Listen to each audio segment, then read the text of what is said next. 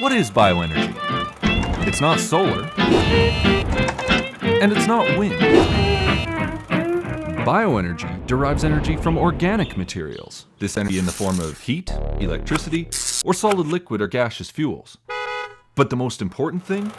Bioenergy is a sustainable alternative, both economically and environmentally, to our current energy sector paradigm. The world is using the fossil fuels at a prodigious rate. So we have to transition to a renewable energy sector. And the hope is that we can do this fast enough. And we think the best way to do that is to do it with a technology that is cost competitive with fossil fuels. Everywhere you go where you see really advanced, impressive implementation of renewable energy generally, bioenergy is always a piece of that puzzle.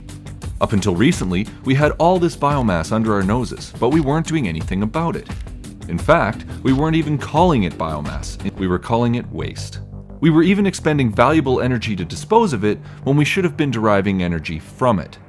At Metro Vancouver, when we go through this, we need to look at everything we do as a resource. We're looking at it over and over and over again. How can we extract the most amount of energy before we actually have just a product that there's nothing more that we can do with it? So, the sewer that's coming into the system, what's in it that we can use to produce energy? So how do we get energy from waste? Well, there are now many ways to do so.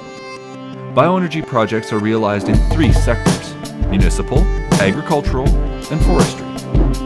Let's see how these are implemented. EcoDairy, a small farm in Abbotsford, is using bioenergy tech to sustainably cut costs. This one in particular takes manure from 50 cows, and that puts it into the digester, and it produces biogas. The biogas is then burned in a generator and produces electricity for a farm, but also enough to go out onto the grid as well. This demonstration shows that a full model could power the entire farm. On a large dairy farm, the greenhouse gas reductions are equivalent to taking 300 cars off the road for a year. This is one of many ways to derive power from our garbage. This facility turns organic waste, like the food scraps and the yard trimmings that you put out in your curb that used to go to the landfill. It comes to us now, and we turn it into clean energy and compost soil. There are even applications to wood waste. Forest residuals, for example, which would otherwise just lie on the ground and deteriorate or go to a landfill. We put it into our system, and our machine will turn that waste into electricity and into heat. Waste wood can be transformed into high-energy pellets through intense heating and compression. A lot of people think, you're going to burn wood for to heat a town. That must be a whole lot of wood. Well, actually, the efficiency, the energy density of the pellets themselves, it's a really pretty amazing technological leap that's happened in bioenergy in the last decade or so. Bioenergy is new technology, but already has strong, proven results.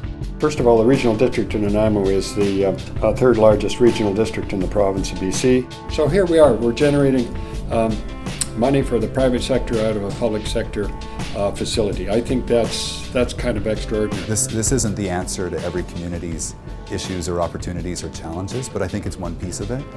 And I think we should do what we can to help communities in BC realize some of their aspirations. We need to do things to reduce our carbon emissions, and we can do it in a way that doesn't send the economy into a tailspin, which is what the people who don't want to do anything always say will happen.